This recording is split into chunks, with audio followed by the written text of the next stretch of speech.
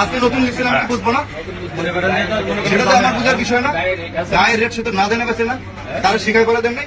হযরত শাহজালাল আন্তর্জাতিক বিমানবন্দর দেশে ফেরার প্রথম দরজা, অথচ বছরের পর বছর এই দরজায় পা রেখেই যাত্রী হয়রানি, দালাল চক্র আর নানা অপরাধমূলক কর্মকাণ্ডের অভিযোগ শুনে আসছিলেন প্রবাসীরা।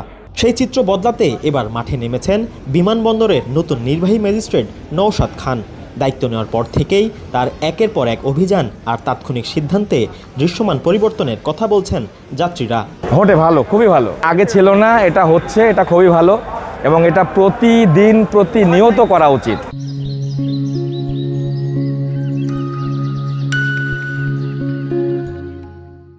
রেমিটেন্স যোদ্ধারা, প্রবাসী বাংলাদেশিরা নির্বিঘ্নে বাংলাদেশে আসবে, আবার নির্বিঘ্নে যাবে, এটাই আমার মন থেকে চাওয়া। সাম্প্রতিক দিনগুলোতে লাগেজ হয়রানি, অতিরিক্ত চার্জ আদায়, দালালদের দৌরত্ব ও যাত্রীদের সঙ্গে অসদাচরণের বিরুদ্ধে সরাসরি অভিযান পরিচালনা করছেন তিনি। বিমানবন্দরের ভেতরে প্রকাশ্যে সতর্কতা, তাৎক্ষণিক জরিমানা ও সংশ্লিষ্টদের জবাবদিহিতার আওতায় আনায় স্বস্তি ফিরছে প্রবাসী যাত্রীদের মধ্যে। এসব কর্মকাণ্ডের ভিডিও ও ছবি সামাজিক যোগাযোগ মাধ্যমে ছড়িয়ে পড়তেই নেটিজেনদেরও প্রশংসায় ভাসছেন তিনি। তার এভরিথিং সব কিছু ওকে, তার এক্সপেকটেশনও বেটার। এখন সে যদি আরেকটু ডেভেলপ করে আরও বেটার হবে। এখানে যে কাটা সিঁড়িগুলো হচ্ছে, ঠিক আছে, এখান থেকে পরিচালনা করা উচিত। অবভিয়াসলি আরও বড় আকারে বড় পরিসরে করা উচিত। মাথার ঘাম পায়ে ফেলে দেশের জন্য, ফ্যামিলির জন্য নিয়ে আসে, সেটা যদি খোয়া যায় এটা তো দুঃখজনক। তো উনি এই বিষয়গুলো খেয়াল করছেন, দেখছেন, তদারকি করছেন, এজন্য ধন্যবাদ।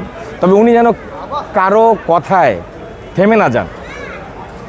ভালো কাজের সঙ্গে আমরা আছি, ভালো কাজের সঙ্গে দেশ ও জাতি আছে। ওনাকে আপনার মাধ্যমে জনগণের তরফ থেকে ধন্যবাদ। সোশ্যাল মিডিয়ায় ভাইরাল হওয়া ভিডিওগুলোতে দেখা যাচ্ছে যাত্রীদের সঙ্গে কথা বলছেন ম্যাজিস্ট্রেট, অভিযোগ শুনছেন আর অনিয়ম পেলেই তাৎক্ষণিক ব্যবস্থা নিচ্ছেন। নতুন ম্যাজিস্ট্রেট নওশাদ খান এই কাজগুলো সবসময় ধারাবাহিকভাবে চালিয়ে যাবেন, সেটাই এখন প্রত্যাশা যাত্রীদের। 30,000 কেন, 3 কোটি টাকা জরিমানা করতে হবে। কিসের 30,000 টাকা জরিমানা? এটা জরিমানা, এমন জরিমানা করতে হবে যেন ওই চুরি করতে ভয় পায়। বিমানবন্দরকে যাত্রীবান্ধব ও দালাল মুক্ত রাখতে এমন উদ্যোগ অব্যাহত থাকলে প্রবাসীদের ভোগান্তি যে অনেকটাই কমবে, সে আশা এখন সবার। নতুন ম্যাজিস্ট্রেট নওশাদ খানের এই কার্যক্রম শুধু প্রশংসাই কুড়াচ্ছে না, ফিরিয়ে আনছে রাষ্ট্রীয় সেবার প্রতি যাত্রীদের আস্থাও।